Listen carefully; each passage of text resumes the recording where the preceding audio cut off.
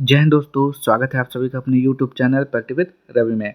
जैसे कि आप लोगों ने थंबनेल पे देखा होगा कि आज हम पॉकेट जीके पढ़ने वाले हैं, जो आपका खान सर के द्वारा निकाला गया है। ये सब बातें आपको पहले से ही पता है।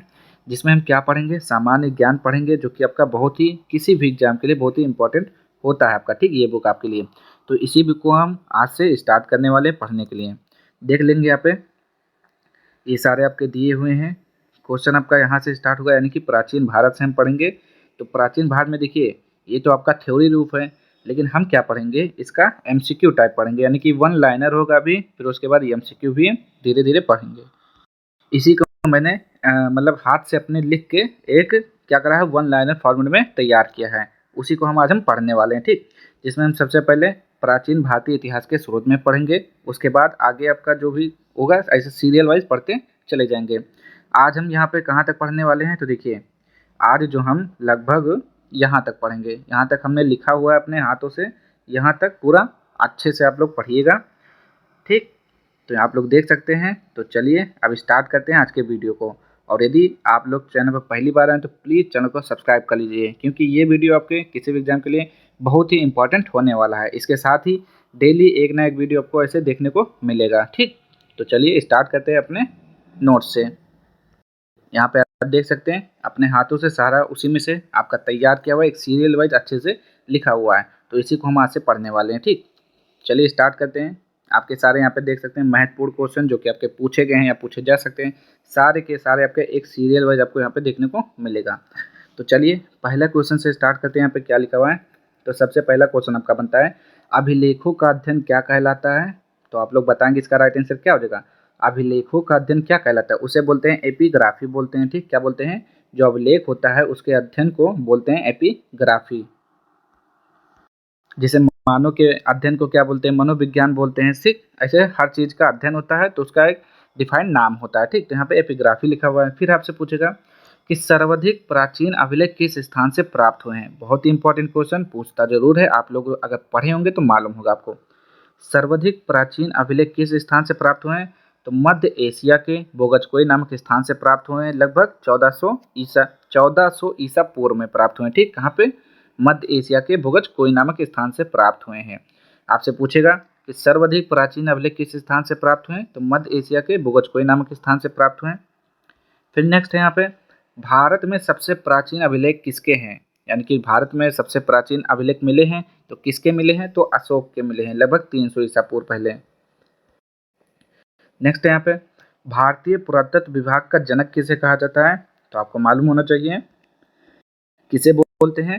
भारतीय पुरातत्व विभाग का जनक किसे कहते हैं, तो सर अलेक्जेंडर कनिंघम को बोला जाता है भारतीय पुरातत्व विभाग का जनक बोलते हैं। फिर आपसे अगला क्वेश्चन है यहाँ पे, भारतवर्ष का सर्वप्रथम उल्लेख किस अभिलेख में मिलता है। तो आपको बताना है यहाँ पे, भारतवर्ष का सर्वप्रथम उल्लेख किस अभिलेख में मिलता है। तो ये हाथी गुम्फा अभिलेख हो जाएगा, ठीक। क्या हो जाएगा, हाथी गुम्फा अभिलेख। और हाथी गुम्फा अभिलेख किस शासक से संबंधित है, तो कलिंग राजा खारवेल से संबंधित है, ठीक। नेक्स्ट है यहाँ पे, दुर्भिक्ष शब्द का सर्वप्रथम उल्लेख किस अभिलेख में मिलता है, तो ये हो जाएगा सहोगोरा अभिलेख हो जाएगा, ठीक। क्या हो जाएगा, सहोगोरा अभिलेख हो जाएगा। आपसे क्वेश्चन पूछेगा जरूर, आप लोग अच्छे से पढ़िएगा। दुर्भिक्ष शब्द का सर्वप्रथम उल्लेख किस अभिलेख में मिलता है, सहोगोरा अभिलेख हो जाएगा। अब यहाँ पे कुछ महत्वपूर्ण दिया हुआ है, आपका महत्वपूर्ण अभिलेख है और उससे संबंधित शासक का नाम दिया हुआ है, ठीक। तो पढ़ लेते हैं यहाँ पे। जैसे हाथी गुम्फा अभिलेख बहुत इंपॉर्टेंट, किससे संबंधित है, कलिंग राजा खारवेल से आपका हो जाएगा, ठीक। उसके शासक हैं जूनागढ़, जिससे क्या बोलते हैं, गिरनार अभिलेख बोलते हैं। इसका संबंध किससे है, तो रुद्रदामन हो जाएगा आपका। सुदर्शन झील के बारे में इसमें जानकारी मिलती है आपको, ठीक। फिर अगला है आपका, यहाँ पे देखेंगे क्या लिखा हुआ है, नासिक अभिलेख। तो नासिक अभिलेख किससे संबंधित है, तो गौतमीपुत्र सातकर्णी से संबंधित है तथा 7 वाहनों की उपलब्धियां इसमें मिलती हैं। नेक्स्ट यहाँ पे, प्रयाग स्तंभ अभिलेख किससे संबंधित है, तो समुद्रगुप्त से संबंधित है। इनके दिग्विजयों की जानकारी किससे मिलती है, तो प्रयाग स्तंभ अभिलेख से मिलती है। आगे पढ़ेंगे समुद्रगुप्त के बारे में, अच्छे से पढ़ेंगे, अभी शुरुआत है। तो जो दिया हुआ है सीरियल में उसको पढ़ते हैं यहाँ पे। फिर नेक्स्ट यहाँ पे एहोल अभिलेख। तो एहोल अभिलेख किससे संबंधित है, पुलकेशिन द्वितीय से संबंधित है, ठीक। फिर नेक्स्ट यहाँ पे मंदसौर अभिलेख। मंदसौर अभिलेख किससे है, किसके शासक कौन है, तो मालवा नरेश यशोवर्मन हो जाएगा, यशोवर्मन। आपसे क्वेश्चन पूछेगा कि रेशम बुनकर की सीढ़ियों की जानकारी कहाँ से मिलती है? तो आपको क्या बताना है? मंदसौर अभिलेख बताना है। पुलकेशिन द्वितीय का संबंध किस अभिलेख से है? ऐहोल अभिलेख से है। क्वेश्चन बनता है, पूछता है, ठीक। फिर नेक्स्ट है यहाँ पे 7वां, आपसे पूछेगा ग्वालियर अभिलेख के शासक यानी कि किस वंश के बारे में जानकारी मिलती है? तो गुर्जर प्रतिहार वंश के इतिहास के बारे में जानकारी मिलती है, ग्वालियर अभिलेख से मिलती है, ठीक। भीतरी एवं जूनागढ़ अभिलेख, तो इसके बारे में इससे कौन संबंधित है? तो स्कंदगुप्त हो जाएगा। आपसे क्वेश्चन पूछा जाएगा हूणों पर विजय का विवरण यानी कि विवरण का उल्लेख कहाँ पे मिलता है? तो भीतरी एवं जूनागढ़ अभिलेख में मिलता है, ठीक। आपसे पूछेगा हूणों पर विजय किसके शासनकाल में हुआ था? तो स्कंदगुप्त के शासनकाल में हुआ था। ऐसे सारे क्वेश्चन आपसे पूछे जाते हैं। देवपाड़ा अभिलेख, तो आपको बताना है देवपाड़ा अभिलेख किससे संबंधित है? बंगाल शासक विजयसेन के बारे में संबंधित है, ठीक। फिर है बांसखेड़ा और मधुबल अभिलेख, ये हर्षवर्धन की उपलब्धियों पर प्रकाश डालता है, ठीक। पूछे अगर आपसे क्वेश्चन कि हर्षवर्धन की उपलब्धियों पर प्रकाश डालने वाला अभिलेख कौन सा है? तो बांसखेड़ा और मधुबल अभिलेख हो जाएगा, उनकी जानकारी वहां से मिलती है। फिर आपसे पूछेगा बालाघाट एवं कार्ले अभिलेख किससे संबंधित है? तो सातवाहनों की उपलब्धियों से संबंधित है, ठीक। आपसे पूछेगा सातवाहनों की उपलब्धियां का उल्लेख किसमें किया गया है? तो बालाघाट एवं कार्ले अभिलेख में किया गया है। जानकारी कहाँ से मिलती है? तो इससे। अयोध्या अभिलेख, अगर आपसे पूछे शुंगों की उपलब्धियों की जानकारी कहाँ से मिलती है? तो अयोध्या अभिलेख से मिलती है। फिर आपसे अगर पूछे कि भरहुत अभिलेख, तो भरहुत अभिलेख किससे संबंधित है? तो शुंग नरेड़ शब्द खुदे होने से शुंगों द्वारा निर्मित है, ठीक। तो ये हो जाएगा आपका, यानी कि ये शुंगों से संबंधित है, ठीक, ऐसा जान सकते हैं। फिर आपका यहाँ पे दिया हुआ एरड़ अभिलेख, बहुत ही इंपॉर्टेंट। एरड़ अभिलेख किससे संबंधित है? तो भानुगुप्त से संबंधित है। अगर आपसे क्वेश्चन पूछता है कि सती प्रथा का पहला लिखित साक्ष्य कहाँ से प्राप्त हुआ? तो एरड़ अभिलेख से प्राप्त हुआ, ठीक। कहाँ से प्राप्त हुआ? एरड़ अभिलेख से प्राप्त हुआ। फिर यहाँ पे आप क्वेश्चन पढ़ते हैं, यहाँ पे सिक्कों के अध्ययन को क्या कहा जाता है? तो सिक्कों के अध्ययन को क्या बोलते हैं? मुद्रा शास्त्र बोलते हैं, ठीक। सर्वप्रथम सिक्कों पर लेख किसने लिखा? सर्वप्रथम सिक्कों पर लेख किसने लिखा? किस शासक ने लिखा? तो यवन शासकों ने लिखा है, ठीक। प्राचीनतम सिक्कों को क्या कहा जाता था? तो प्राचीनतम सिक्कों को क्या बोलते थे? आहत सिक्के। साहित्य में क्या बोलते हैं? कारसापड़ बोलते हैं, ठीक। प्राचीनतम सिक्कों को क्या कहा जाता था? आहत सिक्के बोलते हैं। और साहित्य में क्या बोलते थे? कारसापड़। आगे बढ़ेंगे यहाँ पे, रोमन सिक्के कहाँ से प्राप्त हुए?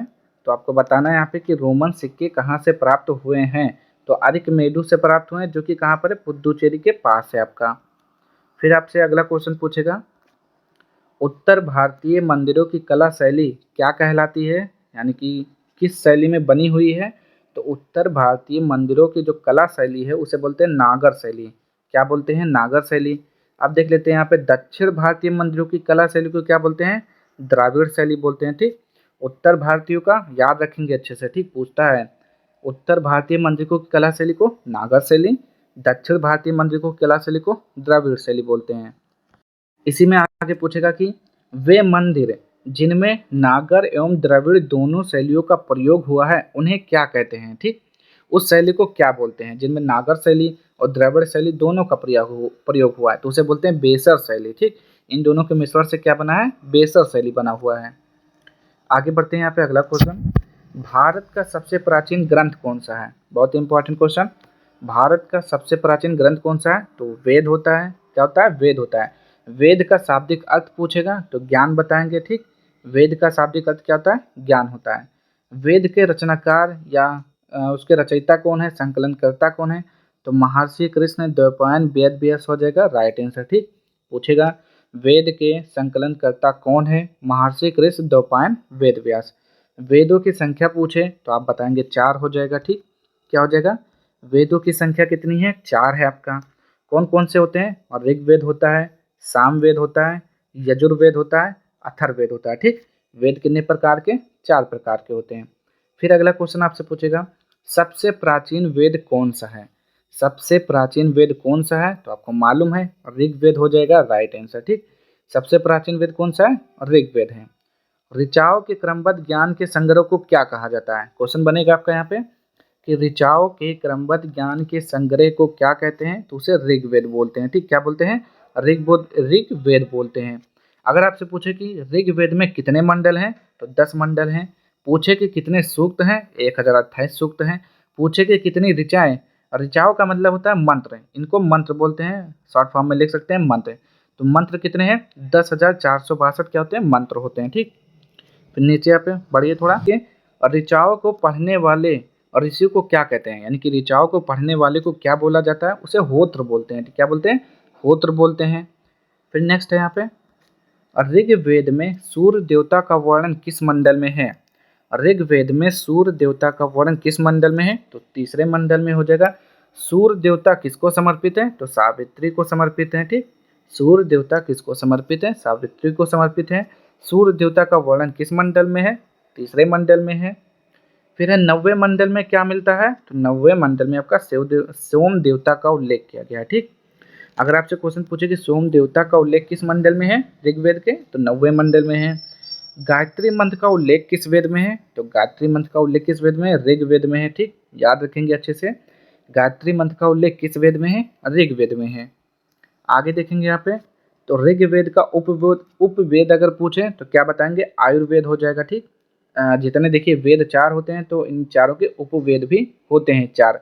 तो ऋग्वेद का क्या होता है, आयुर्वेद होता है। अगर आपसे क्वेश्चन पूछे कि ऋग्वेद में इंद्र के लिए कितने मंत्रों का उल्लेख किया गया है, तो 250 मंत्र किसके लिए हैं, इंद्र के लिए हैं। अगर क्वेश्चन पूछे कि ऋग्वेद में अग्नि के लिए कितने मंत्र हैं, तो 200 मंत्र हैं आपके। ठीक, 10वें मंडल में किसका उल्लेख है, तो देखिए शूद्र का उल्लेख सर्वप्रथम किस में किया गया है, तो 10वें मंडल में किया गया है। ठीक, क्वेश्चन बनेगा यहाँ से। ठीक, अच्छे से पढ़िएगा। अब आगे थोड़ा बढ़ते हैं यहाँ पे, यूनेस्को ने ऋग्वेद की 30 पांडुलिपियों को 2007 में memory of the world register में शामिल किया। इसको भी अच्छे से पढ़िएगा। अगर आपसे पूछ ले कि कब शामिल किया, तो 2007 में शामिल किया। ठीक, यूनेस्को ने ऋग्वेद की 30 कितनी पांडुलिपियों को ऐसा पूछेगा, तो 30 बताइएगा। कब किया, 2007 में शामिल किया। ठीक, memory of the world register में शामिल किया है। नेक्स्ट है यहाँ पे, यज्ञों के नियमों एवं विधि विधानों का संकलन किस वेद में है, तो यज्ञ का संबंध किससे हो जाएगा, तो यजुर्वेद हो जाएगा। ठीक, याद रखेंगे, यजुर्वेद का अर्थ होता है, क्या होता है, देखिए फिर से, यज्ञों के नियम एवं विधि विधानों का संकलन किस वेद में है, तो यजुर्वेद हो जाएगा। ठीक, जिसमें यजु का अगर आपसे पूछे अर्थ, तो यज्ञ होता है। ठीक, यजु का मतलब क्या होता है, यज्ञ होता है। आगे पढ़ेंगे यहाँ पे थोड़ा, यजुर्वेद के मंत्रों का उच्चारण करने वाले पुरोहित को क्या कहते हैं, जैसे ऋग्वेद के मंत्रों का उच्चारण करने वाले होत्र बोलते हैं, तो यजुर्वेद को क्या बोलते हैं, अधर्वयु बोलते हैं। क्या बोलते हैं, अधर्वयु बोलते हैं। आगे देखेंगे यहाँ पे 24 क्वेश्चन है, बहुत इंपॉर्टेंट। गद और पद का वर्णन किस वेद में है, गद और पद का वर्णन किस वेद में किया गया है, तो आप क्या बोलेंगे, यजुर्वेद में किया गया। ठीक, किसमें, यजुर्वेद में किया गया है। आपसे पूछे मंत्र का उच्चारण किसमें है, तो क्या बताएंगे यहाँ पे, यजुर्वेद हो जाएगा ना, अभी ऊपर आपने पढ़ा। आगे देखते हैं यहाँ पे, नियम एवं विधि विधान, यज्ञ से संबंधित जितने भी हैं मंत्र हो गए, नियम विधान, सब यजुर्वेद से संबंधित हैं। आगे यहाँ पे देखिए, यजुर्वेद का उपवेद क्या होता है। अभी आगे पढ़ा आपने, ऋग्वेद का उपवेद क्या होता है, आयुर्वेद। तो यजुर्वेद का क्या होता है, धनुर्वेद होता है। ठीक, क्या होता है, धनुर्वेद। आपसे क्वेश्चन अगर पूछे कर्म कांड प्रधान वेद कौन सा है, तो क्या बताएंगे, यजुर्वेद हो जाएगा। ठीक, कर्म कांड प्रधान वेद कौन सा है, यजुर्वेद हो जाएगा। यजुर्वेद को कितने भाग हैं, तो 2 भाग हो जाएंगे, एक हो जाएगा कृष्ण यजुर्वेद, एक हो जाएगा शुक्ल यजुर्वेद। यहाँ पे ये समाप्त हुआ। अब आगे बढ़ते हैं, साम वेद में साम का क्या अर्थ होता है। साम वेद में, जिसे आपसे अगर पूछे कि यजुर्वेद में यजु का अर्थ, तो आपने भी ऊपर पढ़ा यज्ञ होता है, उसी प्रकार साम वेद में साम का क्या अर्थ होता है, तो ज्ञान, संगीत होता है। ठीक, क्या होता है, संगीत होता है। सा से साम वेद, सा से संगीत, याद रखेंगे। अगला क्वेश्चन है यहाँ पे, बहुत इंपॉर्टेंट। नेक्स्ट यहाँ पे, भारतीय संगीत का जनक किस वेद को कहा जाता है, भारतीय संगीत का जनक किस वेद को कहा जाता है, तो साम वेद को बोलते हैं। बहुत ही इंपॉर्टेंट क्वेश्चन है आपका, भारतीय संगीत का जनक किस वेद को कहा जाता है, साम वेद को कहा जाता है। अगर क्वेश्चन पूछे कि साम वेद का उपवेद क्या होता है, तो गंधर्व वेद होता है। ठीक, जैसे ऋग्वेद का आयुर्वेद, यजुर्वेद का धनुर्वेद, साम वेद का गंधर्व वेद। और इसमें कितने मंत्र हैं, तो 1875 मंत्रों का उच्चारण है इसमें, ठीक। और सामवेद को पढ़ने वाले ऋषि को क्या बोलते हैं, उद्गाता बोलते हैं, ठीक। आपने पढ़ा ऊपर, ऋग्वेद को पढ़ने वाले को होत्र बोलते हैं, यजुर्वेद को पढ़ने वाले को अथर्वयु बोलते हैं, सामवेद को पढ़ने वाले को उद्गाता बोलते हैं। अभी आगे और भी है इम्पोर्टेंट, आगे देखिए। सर्वप्रथम सती प्रथा का उल्लेख किस वेद में किया गया, सर्वप्रथम सती प्रथा का उल्लेख किस वेद में किया गया, अथर्ववेद में किया गया, ठीक। किस में किया गया, अथर्ववेद में किया गया। फिर यहाँ पे यहाँ अथर्ववेद का अगर आपसे पूछे उपवेद, तो अथर्ववेद का उपवेद क्या होता है, यहाँ पे शिल्प वेद, ठीक। ये अलग अलग नाम दिए हुए हैं कि अर्थशास्त्र, स्थापत्य वेद, तो शिल्प वेद आपका ज़्यादातर देखने को मिलेगा, ठीक। आंसर में सर्वप्रथम सती प्रथा का उल्लेख किस वेद में किया गया, अथर्ववेद में। और अथर्ववेद का उपवेद क्या होता है, शिल्प वेद होता है, ठीक। इसे स्थापत्य वेद भी कहते हैं, अर्थशास्त्र भी बोलते हैं, ठीक। फिर नेक्स्ट है यहाँ पे, जादू टोना टोटके या अंधविश्वास का उल्लेख किसमें किया गया है, यहाँ से प्रश्न बनता है। जादू टोना टोटका अंधविश्वास का उल्लेख किसमें किया गया है, तो अथर्ववेद में किया गया है, ठीक। चिकित्सा पद्धति व औषधियों का उल्लेख किसमें है, तो अथर्ववेद में है। बहुत ही इंपॉर्टेंट क्वेश्चन, चिकित्सा पद्धति व औषधियों का उल्लेख किसमें है, अथर्ववेद में है। फिर नेक्स्ट है यहाँ पे, अथर्ववेद में कुरुओं के राजा को क्या कहा गया, अथर्ववेद में कुरुओं के राजा को क्या कहा गया, परीक्षित कहा गया, ठीक। क्या बोलते हैं उसे, परीक्षित बोला गया। नेक्स्ट यहाँ पे, प्रजापति की 2 पुत्रियां कौन हैं व इसका उल्लेख किस वेद में मिलता है, तो प्रजापति की कितनी पुत्रियां हैं, 2 पुत्रियां हैं, कौन है, सभा और एक समिति है। इसका उल्लेख किस में मिलता है, तो अथर्ववेद में मिलता है, ठीक।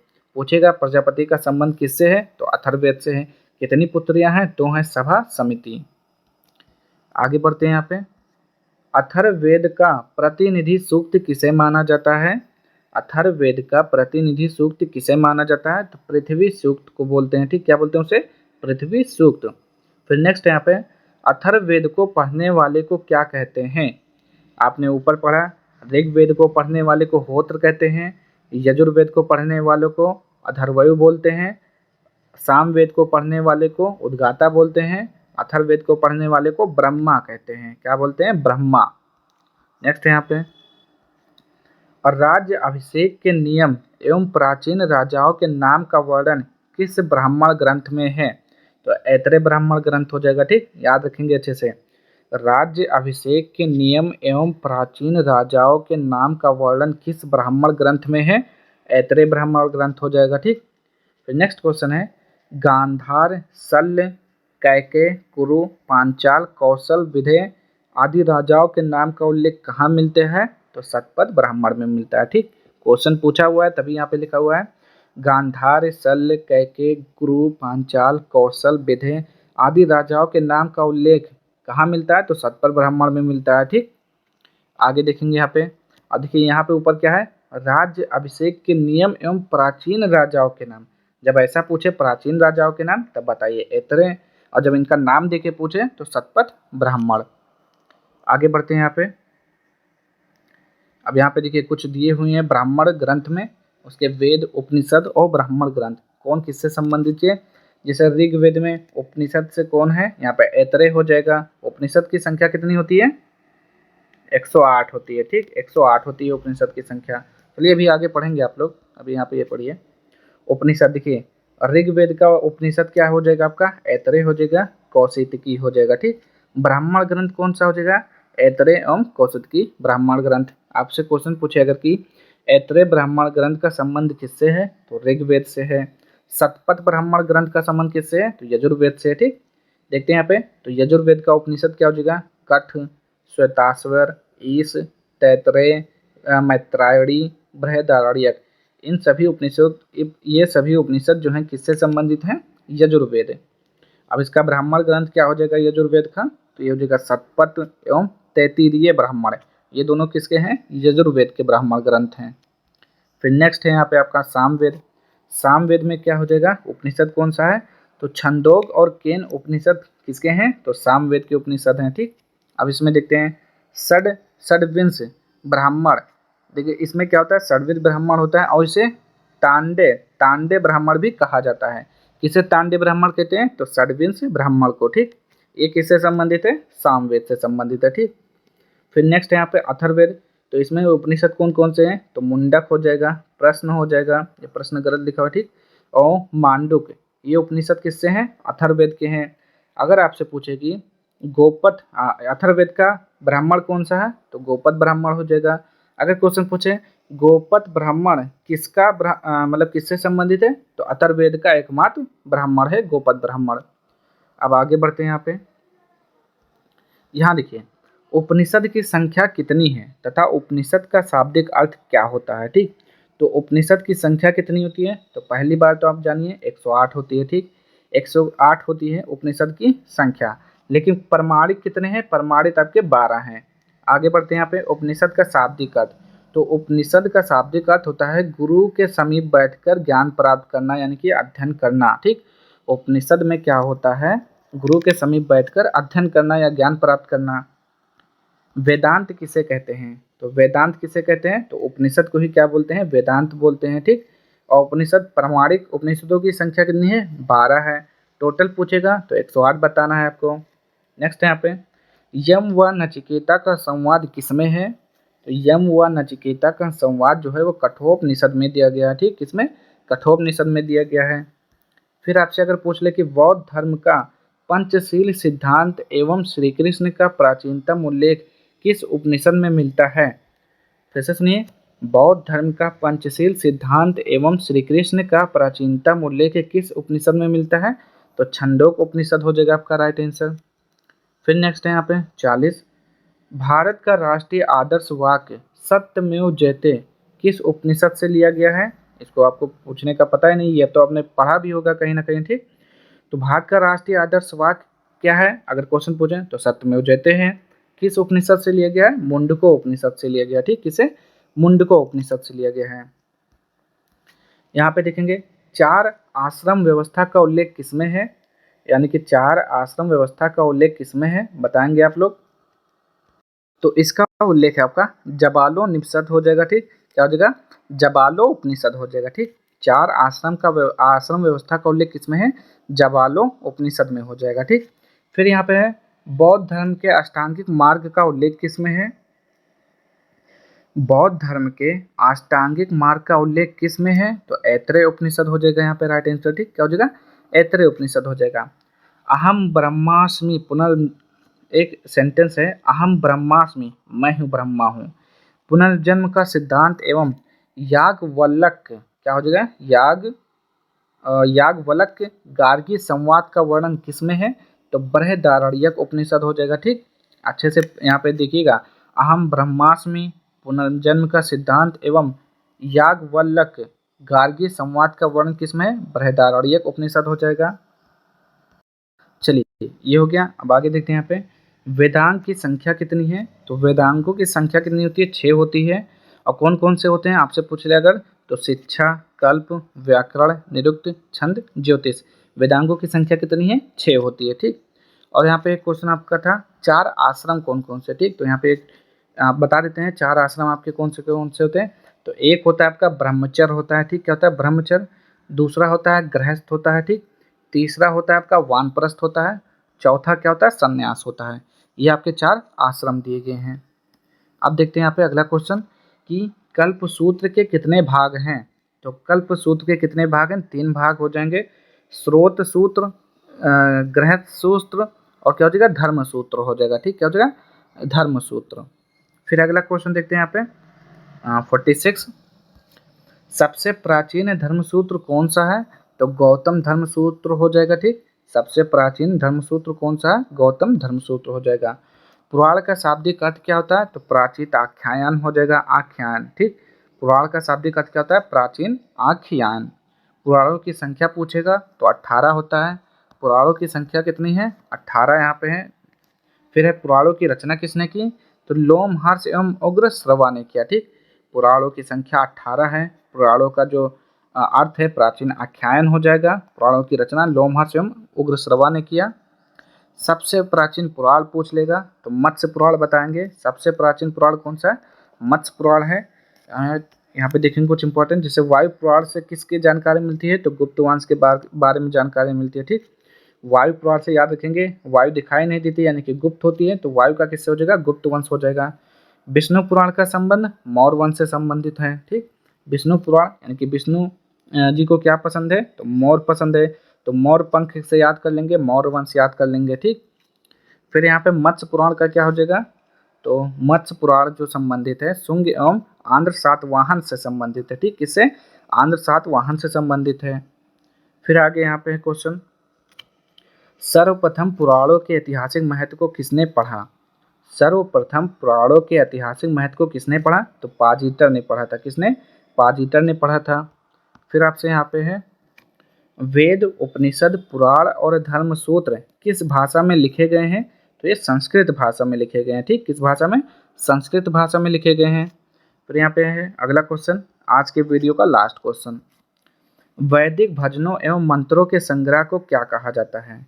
वैदिक भजनों एवं मंत्रों के संग्रह को क्या कहा जाता है, तो उसे बोलते हैं संहिता बोलते हैं। क्या बोलते हैं, संहिता, संहिता बोलते हैं। ठीक, तो आज का सारे के सारे क्वेश्चन समाप्त हो गए, यानी कि डे 1 के सारे क्वेश्चन समाप्त हो गए, जिसमें आपके टोटल 51 क्वेश्चन थे। अब हम कल पढ़ेंगे यहाँ पे डे 2 में ऐसे ही आगे के क्वेश्चन जो बचे हुए हैं। ठीक, इसी चैप्टर के प्राचीन इतिहास के स्रोत के बारे में। ठीक, तो यदि आप लोगों को वीडियो पसंद आई हो तो प्लीज़ चैनल को लाइक शेयर सब्सक्राइब कर दीजिएगा। मिलते हैं नेक्स्ट वीडियो में इसके अगले प्रैक्टिस सेट के साथ, तब तक के लिए जय हिंद जय भारत।